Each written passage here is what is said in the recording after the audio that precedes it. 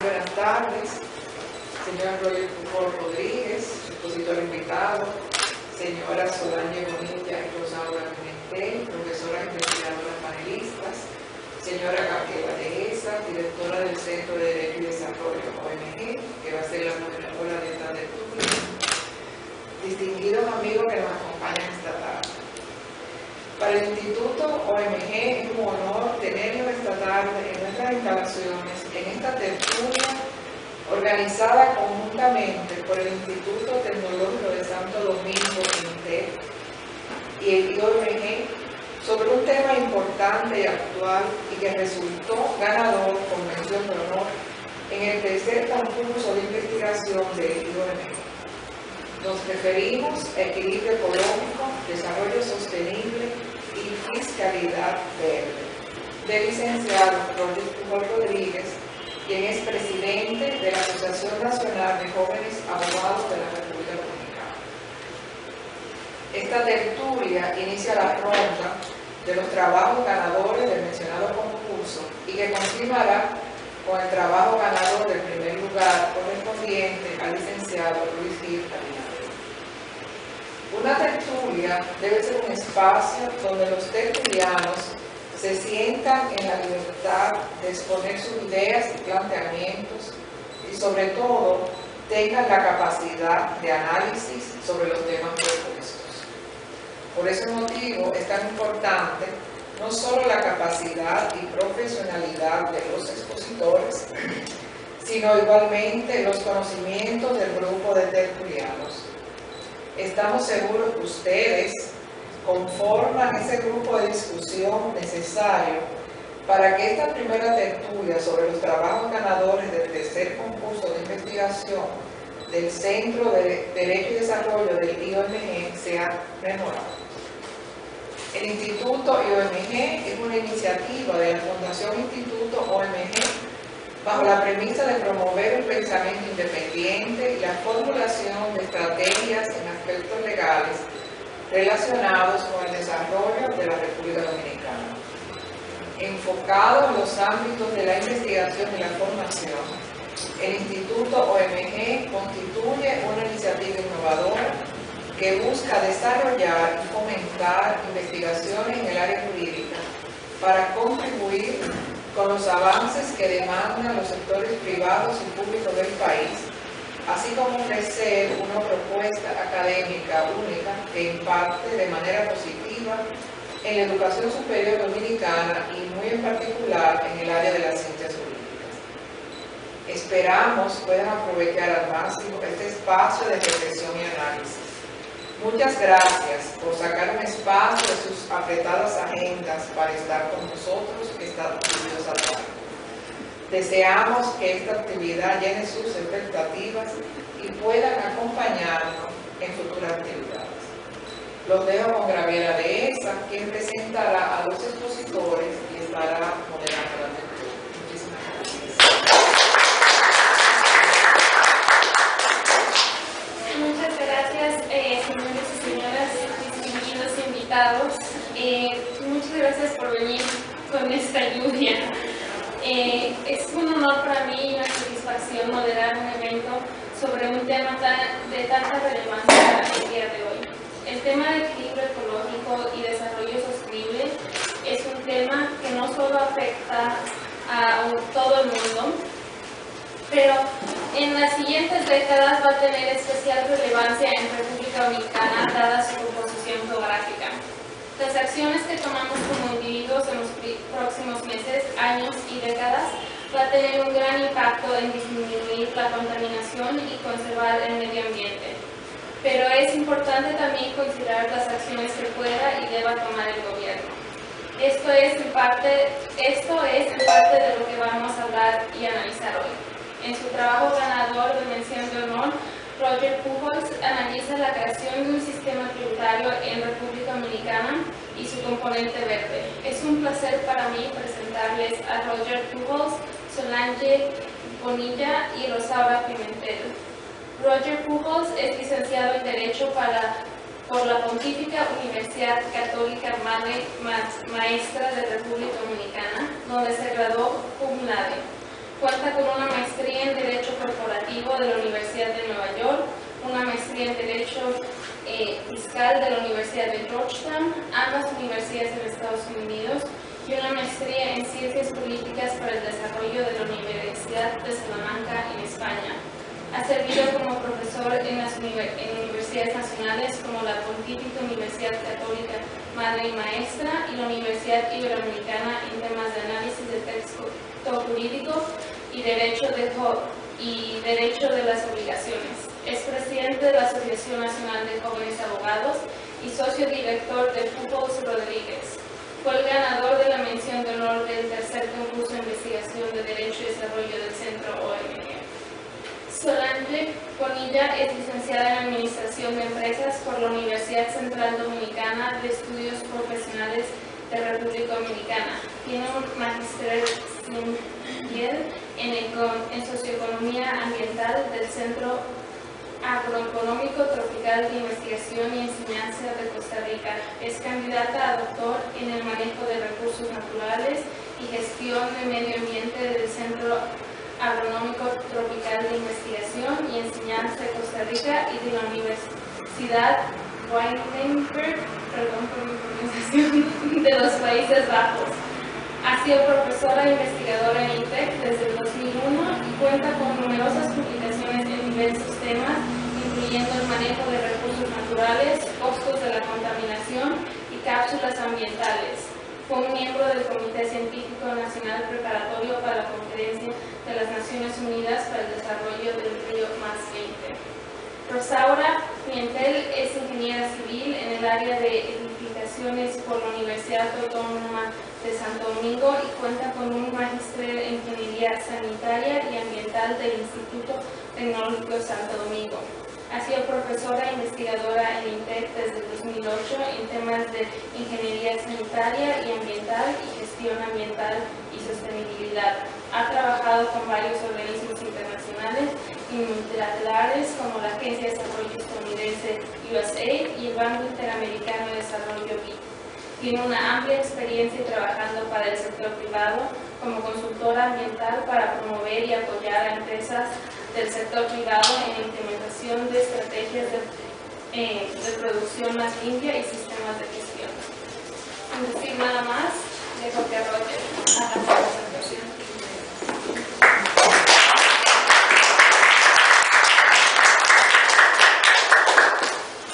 Buenas noches. Continúo con la tendencia de doña Belki y de Gabriela de agradecer su presencia en una noche de las características climáticas, hablando precisamente del medio ambiente, de la noche de hoy. Sé que ustedes tienen las agendas apretadas y les agradezco la presencia aquí a todos. Hay personas cuya presencia fue muy grata y muy sorpresiva. Y de nuevo les reitero mis agradecimientos. Como comenta Gabriela y comentó en principio doña Belkis, yo estoy aquí hoy para, junto a Solange y a Rosaura, hablarles brevemente sobre un tema fundamentalmente importante desde el punto de vista de la protección al medio ambiente y que tiene impacto también en materia, digamos, directamente económica. El título de mi trabajo es Equilibrio Ecológico, Desarrollo Sostenible y Fiscalidad Verde, aproximación hacia el establecimiento de un sistema eficaz de tributos ambientales en República Dominicana. El título comporta los componentes fundamentales del trabajo y si comenzamos ya entrando en materia a hablar sobre el tema, debemos iniciar con el concepto de desarrollo sostenible. El desarrollo sostenible consiste evidentemente, como podrán ver en esta gráfica, en la satisfacción de las necesidades de las generaciones presentes, tomando en cuenta la satisfacción futura de las generaciones futuras, la satisfacción de esas necesidades de generaciones futuras. Entonces, se trata de una idea eminentemente relativa a la equidad y al balance. Las generaciones presentes y la necesidad de satisfacción, la necesidad de satisfacción de las generaciones presentes debe encontrarse con los requerimientos que puedan tener en esa misma materia las generaciones futuras. De modo que el desarrollo de hoy no consiste en simplemente satisfacer a la generación presente en detrimento de la generación futura. El desarrollo sostenible se encuentra en el marco de esa dirección. Las inquietudes ambientales, en ese sentido, surgen, según los tratadistas, por lo menos desde la perspectiva del derecho ambiental, por varias razones. La primera de ellas es la crisis del petróleo, eso levantó conciencia, la crisis de los precios del petróleo, sobre la dependencia de los combustibles fósiles. La segunda es el impacto de la contaminación industrial. Y la tercera, el crecimiento de la población y el consecuente, entonces, aumento de la demanda de recursos naturales. El derecho ambiental se establece, para los fines nuestros de discusión en esta noche, se establece que se hace derecho ambiental eminentemente cuando se regula alguna actuación o alguna situación con la finalidad última de la protección del medio ambiente. Es importante retener ese concepto, porque cuando hablemos ya de tributación verde, yo diría que es el fuerte y el núcleo en el cual deberemos enfocarnos esta noche, brevemente, debemos tener presente que tributación, que derecho ambiental tiene una relación directamente proporcional con la necesidad de regular con la finalidad de proteger el medio ambiente. Hay un fenómeno importante en el marco de la protección ambiental internacional, que es el fenómeno del cambio climático, que lo vimos en la diapositiva anterior, que es un eje fundamental de la política ambiental internacional. Y si comenzamos a hablar de política ambiental internacional y de derecho ambiental internacional, entonces debemos hacer mención a dos elementos. La perspectiva de globalidad que caracteriza a la problemática ambiental, esa es una.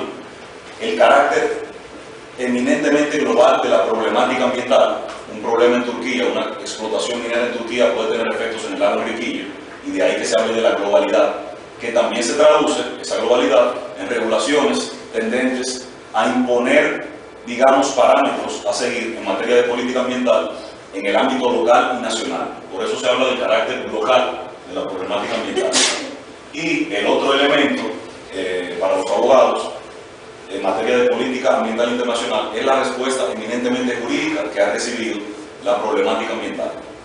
No quiero desdeñar el rol de político y los esfuerzos eminentemente políticos que se han hecho y que se hacen cada día en aras de un mejor medio ambiente, pero si nos fijamos, por ejemplo, en términos de convenciones, nos damos cuenta que la respuesta que se ha dado al problema de la protección al medio ambiente, el desafío que plantea eso, ha sido eminentemente jurídica.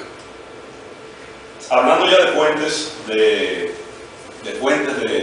digamos, del derecho ambiental internacional, hay fuentes internacionales y curiosamente también hay fuentes nacionales.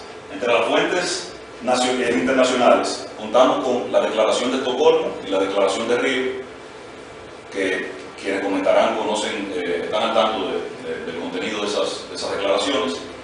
Tenemos el Convenio sobre Diversidad Biológica y, de manera muy importante, la Convención Marco de Naciones Unidas sobre Cambio Climático.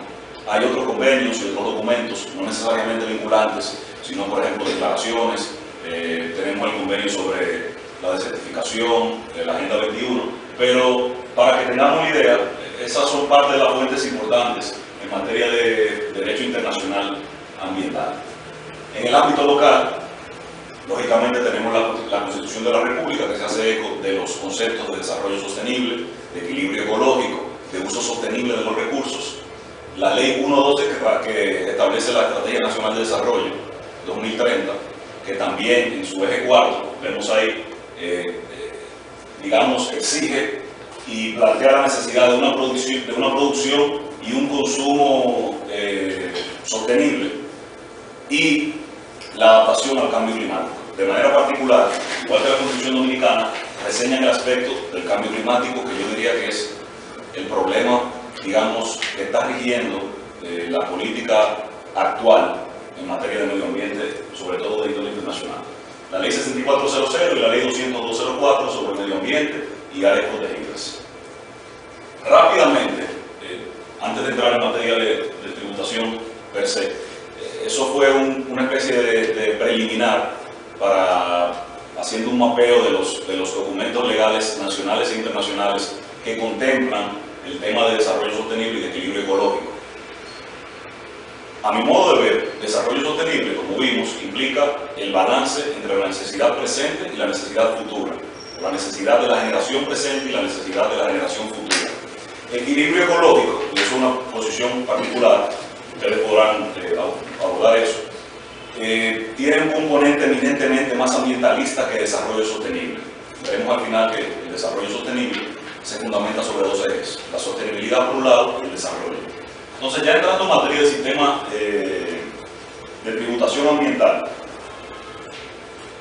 podemos decir que la política tributaria per se, a nivel general, tiene dos objetivos, o tiene dos características.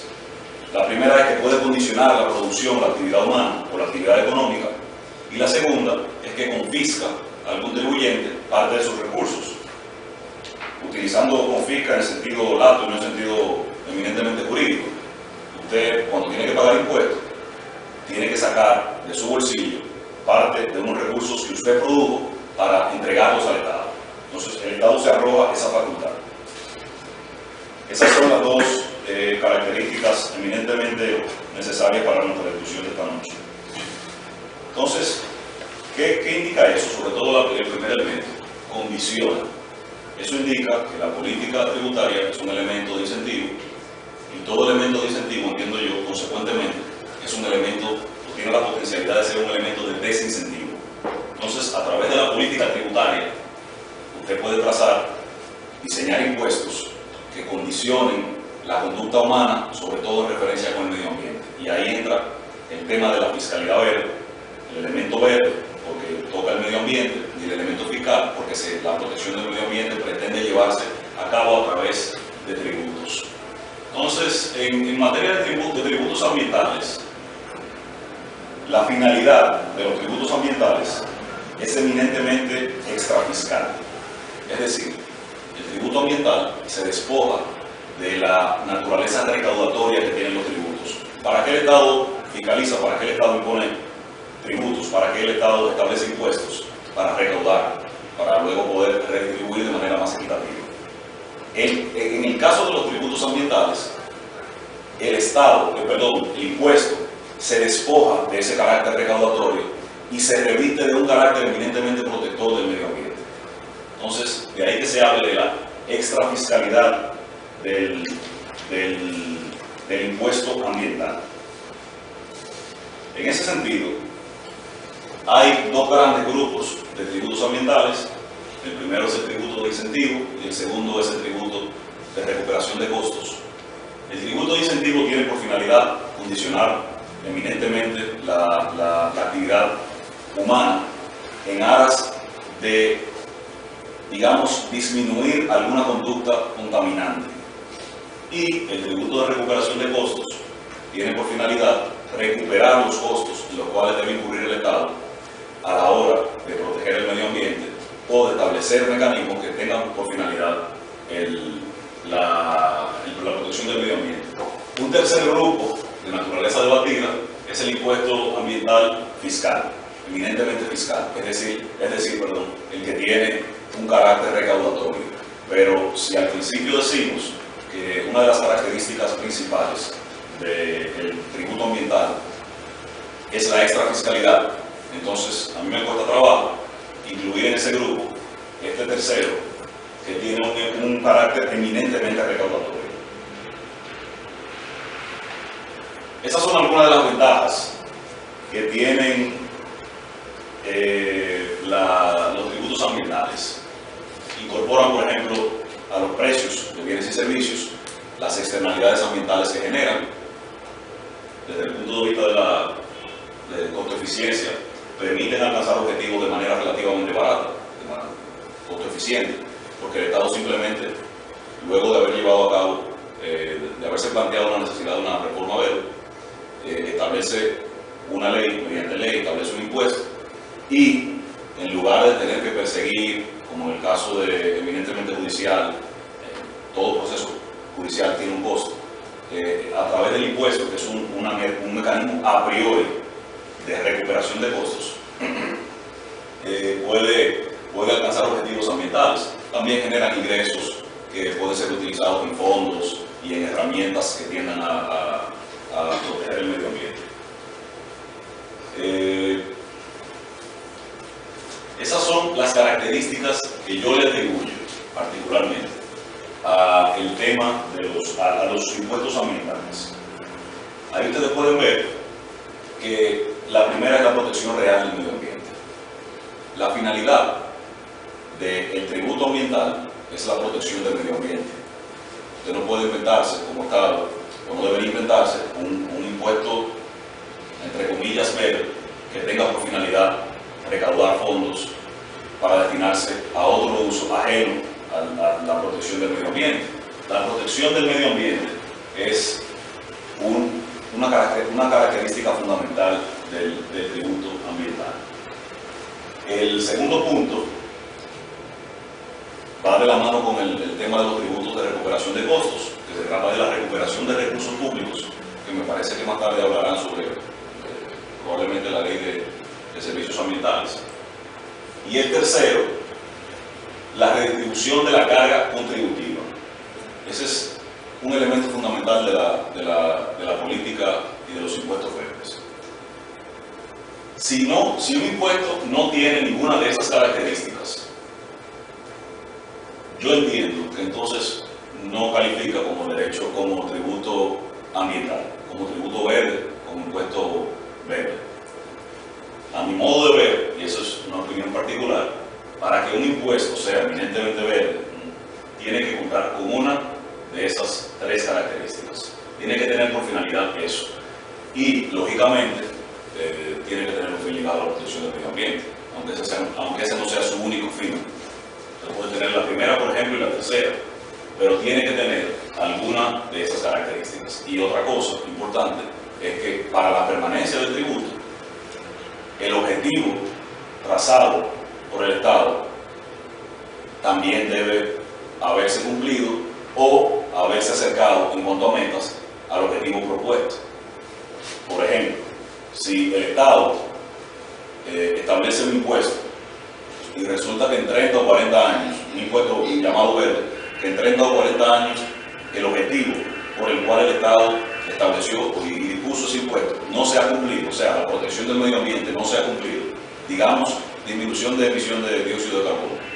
Si de aquí a 40 años lo único que ha hecho la emisión de carbono es aumentar, entonces yo postulo también que debe revisarse el impuesto porque tiene una capacidad de distorsión económica marcada, un impuesto mal puesto.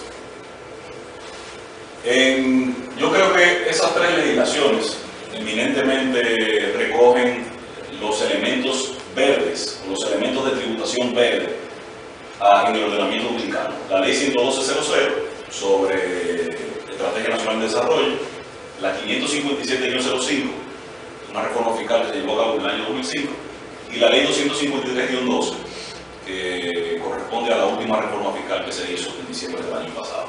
Vamos a ver rápidamente cada una de los objetivos y de las características de esas leyes. Tenemos la ley 112.00. El objetivo de esa ley es la independencia respecto de combustibles fósiles. Ese es el objetivo. Entonces, la ley toma dos medidas importantes, que es, la primera, establece un impuesto a los combustibles fósiles. Ya son algunos que se negocian a través de la refinería, pero ese digamos que no es fundamental, eso no es fundamental para el análisis, sino que, uno, crea un impuesto al uso de combustibles fósiles. Y dos, instituye un fondo para la protección del medio ambiente a través de la promoción del uso de energías alternativas. Genial. Usted combina esas dos medidas y le tiene que dar un impuesto verde, porque el objetivo es independencia de combustibles fósiles y los mecanismos son un impuesto a los combustibles fósiles, que son combustibles contaminantes, y la creación de un fondo para la promoción de energías alternativas. Sin embargo, la pregunta es, ¿se alcanzó ese objetivo? Esa ley es del año 2000. Y ese impuesto presenta algunas características particulares. Por ejemplo, el impuesto varía, el monto del impuesto varía dependiendo la variedad de combustible y dependiendo el tipo de combustible. Es decir, el monto del impuesto varía, la variedad de combustible. Por ejemplo, gasoil y gasolina tienen impuestos diferentes, siendo el del gasoil más bajo. Y por tipo de combustible, gasolina premium y gasolina regular también tienen un monto diferenciado, siendo la gasolina regular tasada con un impuesto más bajo. ¿Qué quiere decir eso? La gasolina regular y el gasoil contaminan más que la gasolina per se y que la gasolina premium. Pero entonces el Estado, que trata de promover la protección del medio ambiente, de manera curiosa, entonces pone un impuesto más alto a los combustibles que menos contaminan. Eso por un lado. Respecto del fondo, yo no pude encontrar ninguna información sobre la existencia del fondo, sobre los fondos dedicados al fondo, que supuestamente iban a provenir de la ley. Y, por ejemplo, Rafael está aquí que me podrá confirmar, el Fondo para la Promoción de Energías Alternativas es un fondo fantasma, o por lo menos yo no pude darlo. Entonces, cuando usted analiza la realidad de la ley, a la luz del objetivo y a la luz de los resultados, usted dice, bueno, el impuesto que podría ser verde, pudo haber sido concebido como verde, en la práctica no es un impuesto verde, sobre todo si usted le suma que el impuesto, el monto de impuestos recaudados por concepto de esa ley 112.00 alcanza el 20% del total de montos recaudados por impuestos en el Estado Dominicano. O sea que tiene hoy día, 2 años después, tiene un componente marcadamente recaudatorio el impuesto establecido en esa ley 112.00. Luego tenemos la ley 557.05, que es sobre reforma fiscal. Esa ley crea, en adición al impuesto que establece la ley anterior, un impuesto selectivo al valor de 13% sobre algunos combustibles.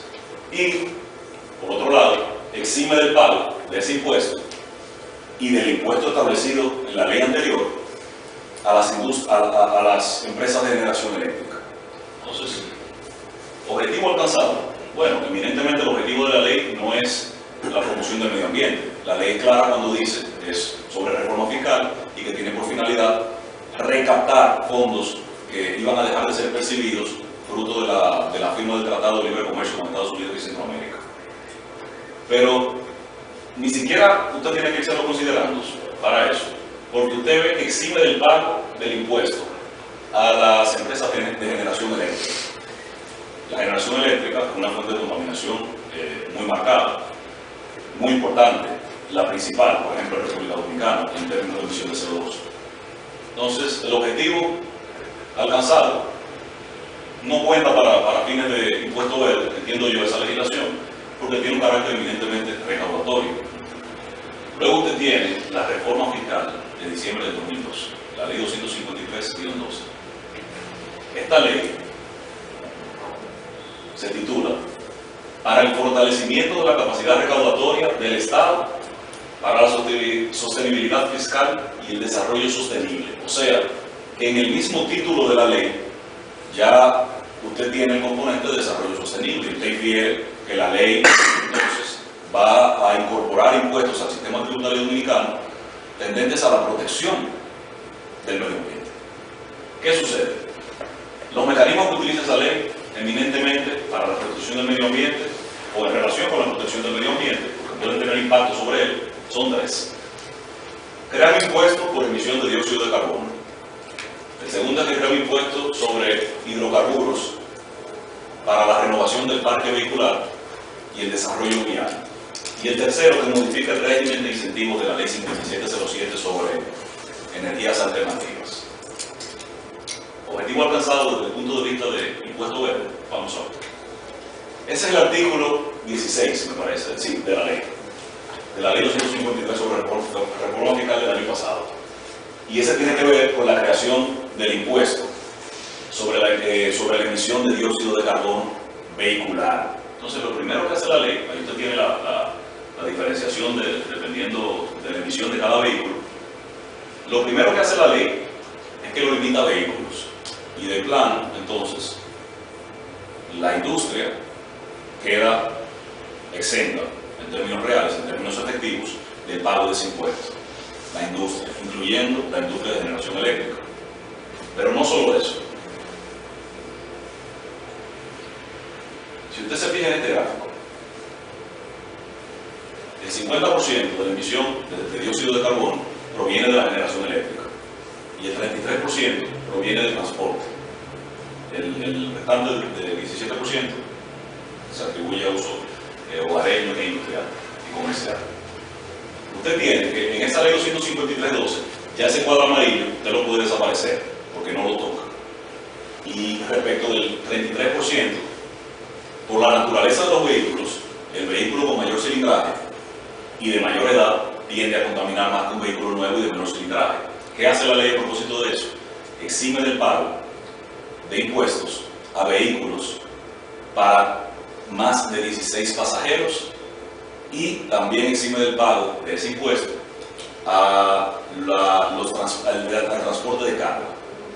Entonces, también de plano se lleva el tema de las guaguas públicas y el tema de los camiones, que por la naturaleza del vehículo, un camión tiene un cilindraje mucho mayor que un vehículo, por ejemplo, casero o de uso familiar, exime gran parte de ese 33%, de ese cuadro medio rojizo, queda también exento. De modo que usted y aquel cuadro que viene por otros también está exento. De modo que usted se queda con una pequeña proporción de ese cuadro rojo que recae sobre el que tiene un vehículo que no es de mayor, que no es para más de 16 pasajeros, ni es un camión. Entonces, ese es un elemento importante a la hora de determinar si el establecimiento de impuesto verde tiene la capacidad de distorsionar la economía. ¿Se alcanzó el objetivo o se alcanzará el objetivo de esa ley partiendo de ese impuesto? Eso está por verse. Yo no vi ningún, por ejemplo, estudio en materia de impacto ambiental del impuesto a propósito de la emisión de CO2, ni tampoco de impacto económico para él. Hay otro mecanismo que utiliza la ley, que ya hablamos, nos referimos brevemente a él, que fue la creación de un impuesto para la renovación del parque vehicular de uso público y el desarrollo vial. ¿Qué sucede en este caso? Se establece un impuesto de 2 pesos por cada galón de gasolina que usted eche, que ya usted lo está pagando desde que se aprobó la reforma. Se incorpora inmediatamente. Eso se suma al impuesto de la ley 112.00 y al impuesto de la ley 557.05. ¿Para qué? Para la renovación del parque vehicular de uso público. ¿Quiénes lo pagan? Los transportistas lograron que la disposición fuera redactada de manera tal que ellos no tuvieran que pagar el impuesto. Entonces, volvemos al punto inicial. Es realmente verde cuando entonces el tema de los vehículos que más contaminan no tienen que pagar el impuesto. Hay otro tema. Si hay un plan de renovación del parque vehicular de uso público que consista en la importación de más vehículos y la incorporación de más vehículos al parque vehicular local y no la sustitución de vehículos existentes en el parque vehicular local por vehículos nuevos que contaminen menos, un vehículo nuevo contamina menos que un viejo. Entonces, si no se plantea así esa renovación del parque vehicular, lo que tendremos al final va a ser vehículos viejos y más vehículos nuevos, o sea, más vehículos en total. En el universo vehicular dominicano tendremos más vehículos y por ende más emisiones. Entonces hay que ver en qué medida esa disposición efectivamente contribuye con la protección del medio ambiente a través de la renovación del parque vehicular. Finalmente, esta ley elimina las exenciones del impuesto sobre la renta previstas en la ley 5707 sobre energías renovables. Y no solo eso, sino que en adición reduce de un 75 a un 40% el crédito fiscal establecido en la ley 5707. Entonces, ¿qué hace esta ley? Hay una ley preexistente sobre energías renovables que fomenta y da un crédito fiscal y da una exención fiscal a quienes, digamos, fomenten y utilicen energías renovables. esta ley, o sea, energías no contaminantes, o menos contaminantes, perdón, que energías derivadas de fuentes tradicionales. Entonces, ¿qué hace esta ley? Reduce los beneficios. Cuando usted reduce los beneficios como política de incentivo y de desincentivo, entonces usted desincentiva la participación en el área de energías renovables. Entonces me cuesta trabajo pensar que esa disposición efectivamente, esa pieza legislativa efectivamente tiene un carácter eminentemente verde. Quiero hacer una observación a propósito de lo que he comentado. Eso no quiere decir, se puede argumentar algo, se puede decir, bueno, es que el transporte de carga, el camión, y el transporte, o sea, las guaguas, transportan a personas, por ejemplo, en el caso de las guaguas, económicamente más vulnerables que, digamos, la clase media y la clase alta. Eso es cierto. Y el transporte de carga, hay alimentos y productos de primera necesidad que también afectan directamente a un sector vulnerable. Entonces, si imponemos un tributo a esas personas, a esos sectores, transporte, paga el impuesto verde, transporte público, paga el impuesto verde.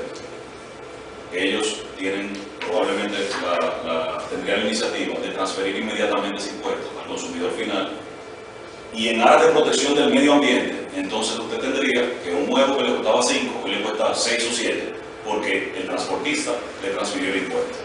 Entonces, por eso la noción de desarrollo sostenible es fundamental, porque el fin del Estado, es plenamente válido, es el desarrollo económico, y él va a determinar cómo llega ese desarrollo económico. Si entiende que imponiendo un tributo a los transportistas de carga y a los transportistas públicos afecta un sector vulnerable de la población, eso es plenamente válido. Pero lo que sucede es que entonces introducir un elemento, un componente verde a la legislación, puede distorsionar y poner en plano de desigualdad a un segmento, en este caso quien paga el impuesto, respecto de otro segmento. Entonces, para el establecimiento de los sistemas de fiscalidad verde, yo planteo que son necesarias la revisión de subsidios directos adversos, o sea, de subsidios adversos, la reestructuración del sistema tributario existente y la creación de nuevos impuestos ambientales de naturaleza progresiva. Veamos rápidamente el primer punto. Mire el subsidio eléctrico, por ejemplo. Eso es miles de millones de pesos. Si usted se fija, probablemente del 2005 al 2012 estaríamos hablando de 6, 7 mil millones de dólares. Yo sé que hasta el 2010, 2009 eran 4.500 millones de dólares. Si le sumamos esta parte, podríamos estar hablando de fácilmente 7, 8 mil millones de dólares. ¿Cómo usted introduce un elemento verde, un impuesto verde, mientras subsidia, por ejemplo, una práctica eminentemente contaminante? Si el Estado quiere pensar en una reforma tributaria verde, tendría que pensar entonces en la reformulación del esquema de subsidios, sobre todo en materia eléctrica y en materia de combustibles.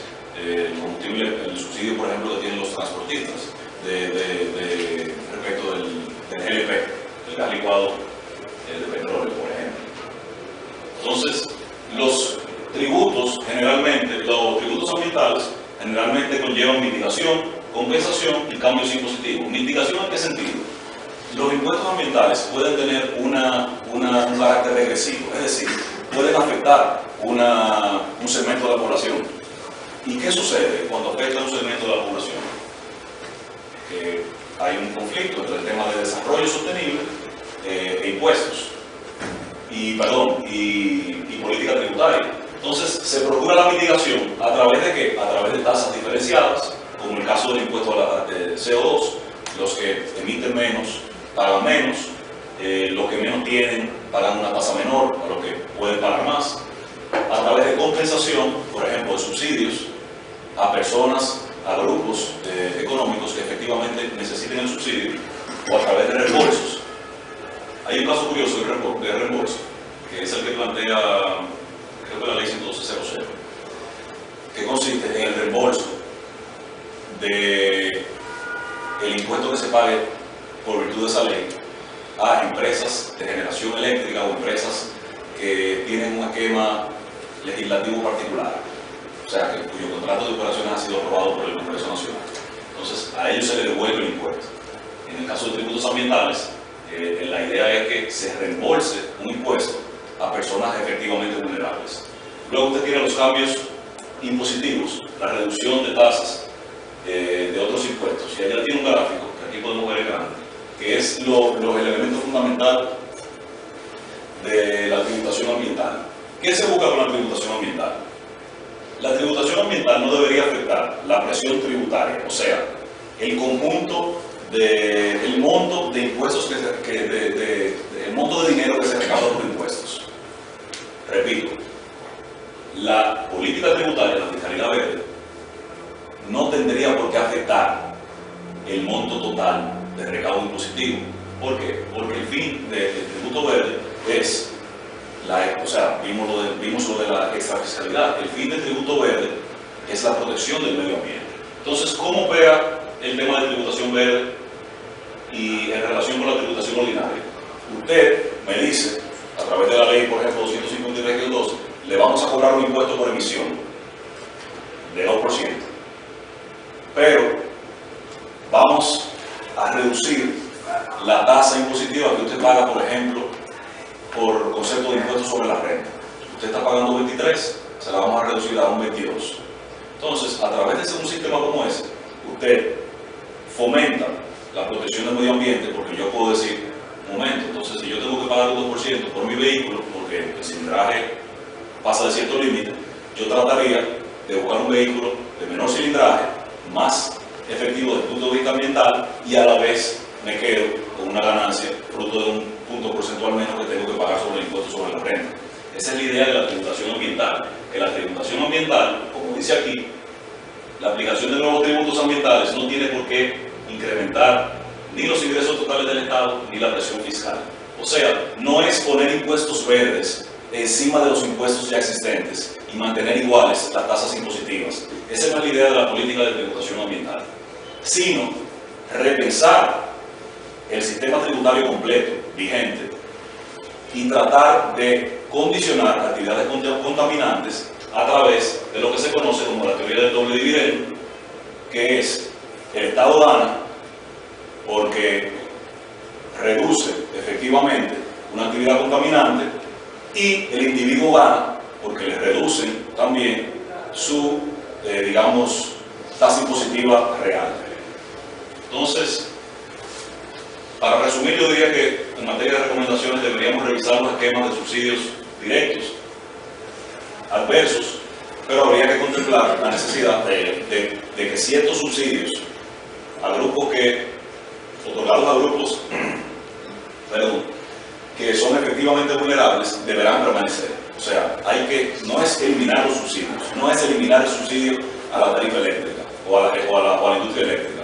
¿Por qué? Porque igual, si usted elimina el subsidio, el empresario lo que va a hacer es transferir eso, y usted paga 24 centavos por un mega, y terminaría pagando entonces $3 por mega, porque el empresario no va a cargar con eso, entonces lo transferiría.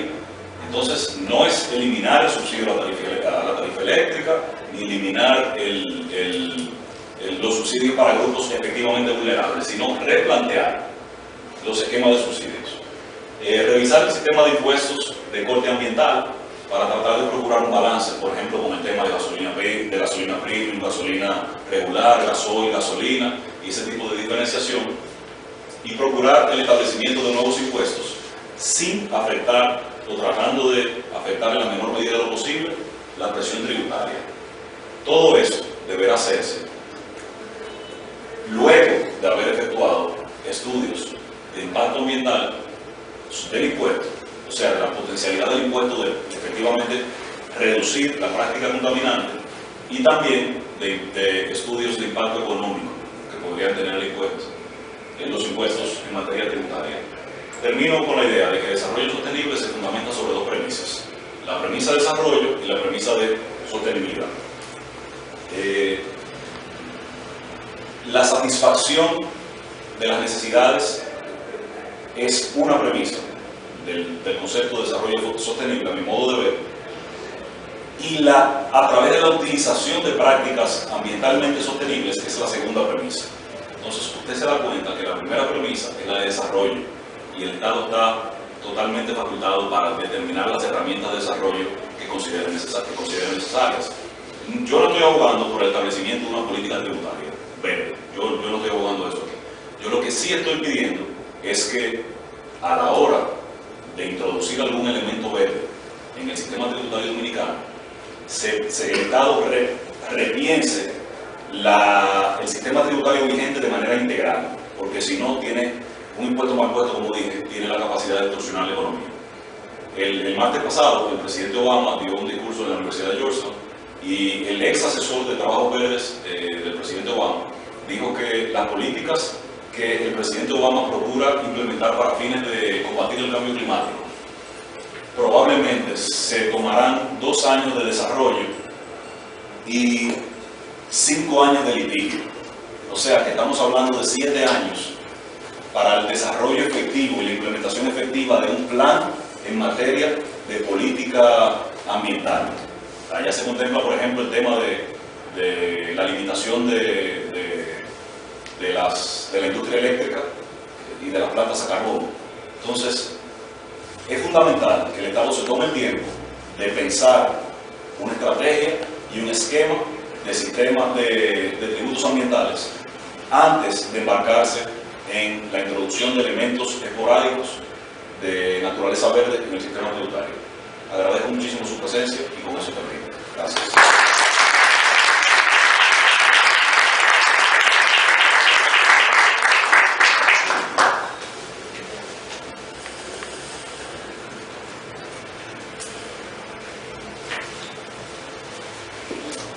Ahora vamos a tener comentario. Empezaremos con Isaura. Buenas noches. Primero quiero felicitar a Roger, que ha hecho un magnífico trabajo recopilando la legislación dominicana en materia verde, que no necesariamente es verde, como él acaba de mencionar. Y quiero iniciar mi comentario conectado con el comentario final que plantea sobre el desarrollo sostenible. Sí, el desarrollo sostenible procura crecimiento económico, pero también ese crecimiento económico debe de estar de la mano con el crecimiento social y ambiental. O sea, no podemos hablar de desarrollo económico si estamos deteriorando los recursos naturales, porque los recursos naturales son finitos.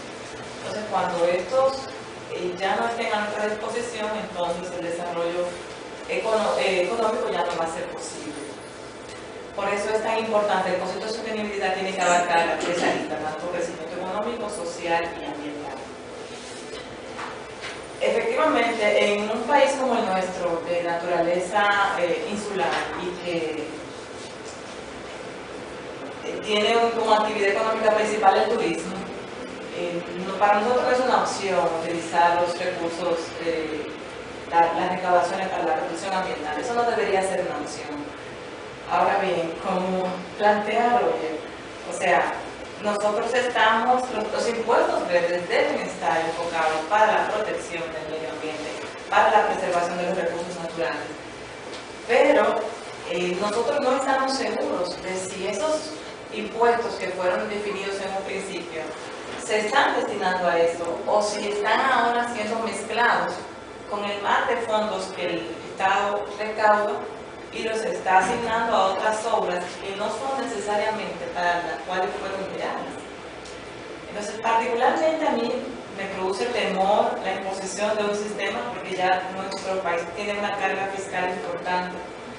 Entonces, establecer un sistema de este tipo requiere mucha transparencia, requiere control de prácticas de gestión administrativa e institucional. Y en países con debilidad institucional y donde la corrupción es lamentablemente muy alta, entonces este tributo puede comenzar y como mismo plantea Roger, intentó buscar datos sobre el Fondo Especial de la Ley 112 y no lo encontró, entonces eso es una mala señal.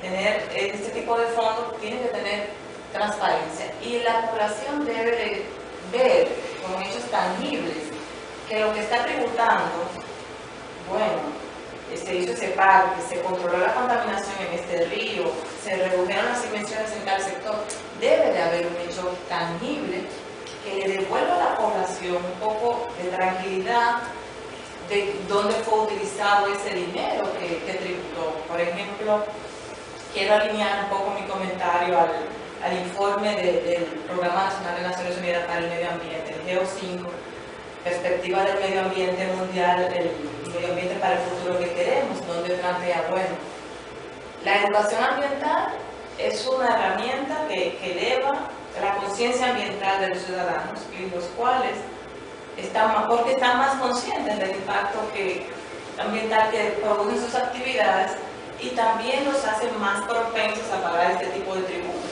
Menciono específicamente el caso de Costa Rica, donde se implementó el pago por servicios ambientales. ¿Y por qué fue un poco más fácil en Costa Rica? Porque el nivel de educación ambiental era mayor. Pero hay hechos tangibles. Hay hechos tangibles en recuperación de cuencas, en gestión de cuencas, en reducción de la erosión, que no llegue al río, el control de la contaminación. Entonces, lamentablemente no es nuestro caso.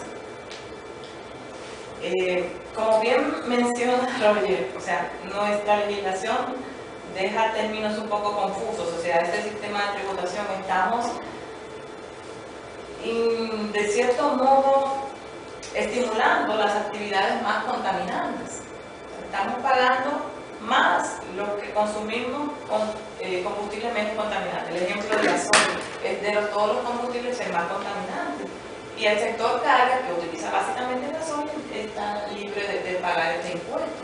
Entonces estamos mandando mensajes equivocados. Por un lado firmamos protocolos que tenemos que, alinear, pero por otro lado tenemos las presiones internas de sectores que tienen influencia que hacen que los liberen del pago de esos.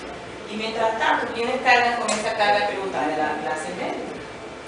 Porque se está regulando el sector eléctrico.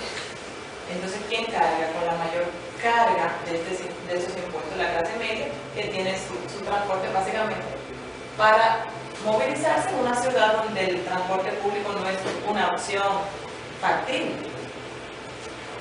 Entonces, eso quería señalar. También otra cosa, el hecho de introducir un sistema de tributación verde debe de estar de la mano con incentivos que debe de dar el Estado. Por ejemplo, la ley 6400 tiene en su capítulo 9 un sistema de incentivos que debió establecerse en el año 2000. ¿Para qué? Para estimular a empresas a reducir su contaminación más allá de lo que establece la ley. O sea, eso es un incentivo al extra, porque al cumplir la ley deben estar obligados. Pero estamos en el año 2013 y la ley contempla el establecimiento de un reglamento conjuntamente con el Ministerio, el ahora Ministerio de Finanzas, para reducir sus pagos de impuestos. Y al cabo de 13 años ese reglamento no se ha elaborado.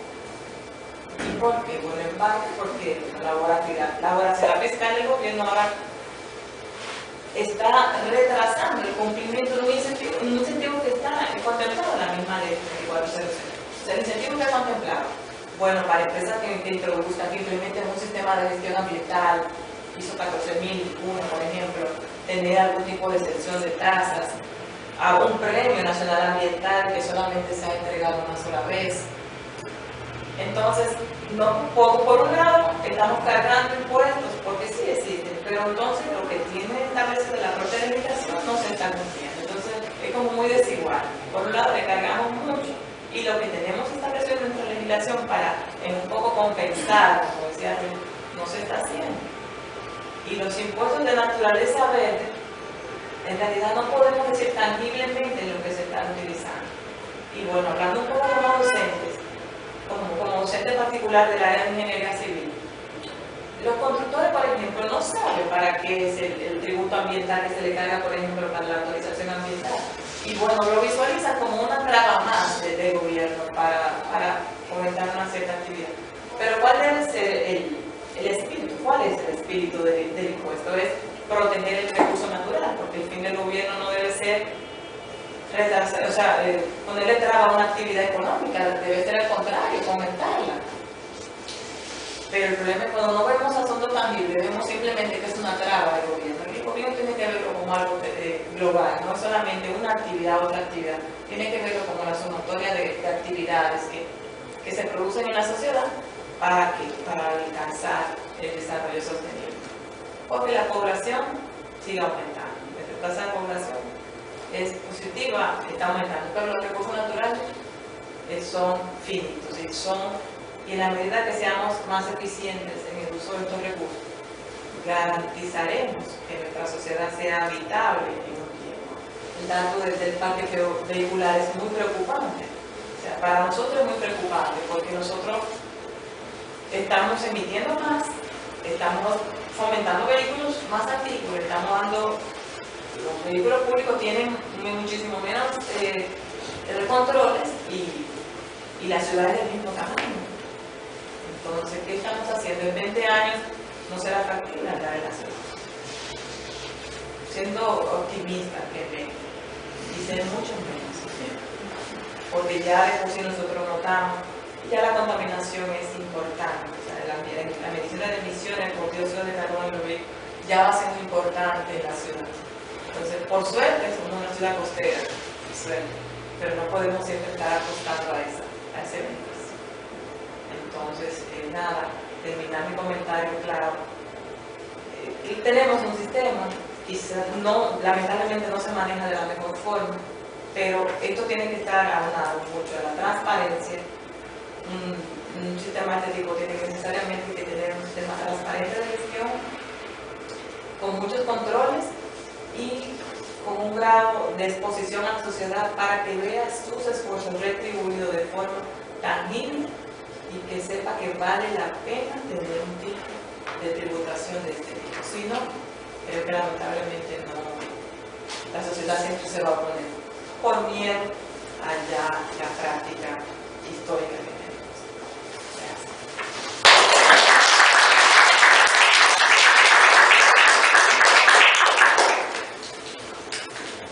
Bueno, yo agradezco la invitación que nos han hecho a Rosalba y a mí, al INTEC, para participar en este evento. Y también felicito por su trabajo. Me parece que es un abordaje muy completo de la parte fiscal, un poco cerrado al derecho. Y yo quisiera regresar al concepto de desarrollo sostenible. Ustedes saben que tú mencionabas el nombre de donde todo comenzó, donde empieza la discusión internacional sobre un nuevo paradigma de desarrollo. Que el mundo tenía agotamiento de recursos naturales, aumento en los niveles de pobreza, problemas ambientales preocupantes, una población creciente y hay que buscar una solución. Entonces se vio que el concepto de desarrollo sostenible, como bien decía Rosalba, tiene componentes diferentes. Hay un concepto económico, un concepto social y un concepto ambiental. Sobre todo porque los recursos naturales proveen los medios de vida de la gente, lo que la gente vive, y porque el medio ambiente es un derecho de las personas.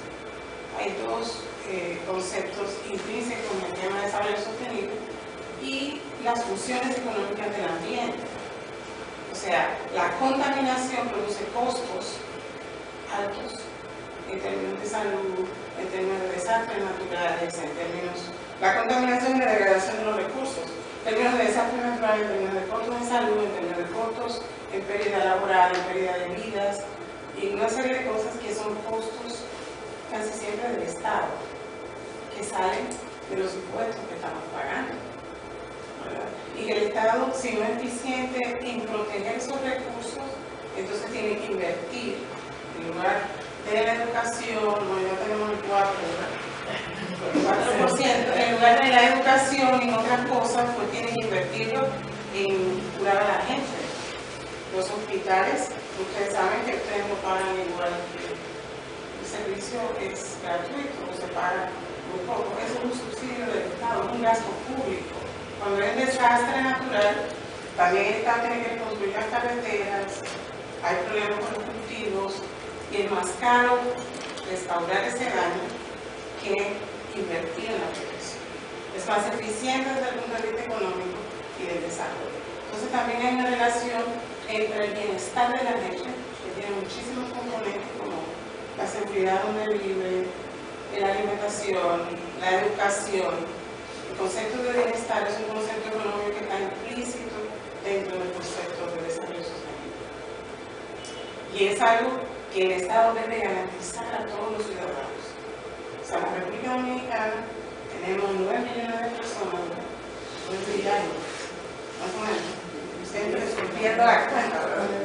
Y entonces, de esos 9 millones, el Estado debe garantizar salud, educación, vivienda, energía eléctrica, transporte, empleo, y es un problema. El desarrollo sostenible es complicado, porque tú tienes que cobrar impuestos para mantener el Estado, para garantizar empleo, salud, etc., pero al mismo tiempo tienes que respetar la propiedad privada, la inversión de la sociedad en la economía, los transportistas que siempre se quejan y siempre consiguen lo que quieren, son muy buenos negociantes, etc. O sea, es complejo. Pero apostar por la conservación es lo más eficiente económicamente y socialmente. Y al final es lo que va a la sostenibilidad, que implica que esas relaciones económicas del ambiente se pueden permanecer en el tiempo y pueden permitir el desarrollo del país. Como decía Rosario, como ella decía, nosotros somos un país turístico y vendemos un turismo de sol y playas. Y yo no sé si ustedes saben que en Puerto Plata hemos tenido un montón de problemas por la degradación ambiental. ¿Y qué ha pasado en Puerto Plata? Con los taxistas, las personas que trabajaban en los hoteles, los que daban servicios de restaurantes y todo eso, tienen un problema económico serio por un problema de degradación ambiental. Entonces, la protección de los recursos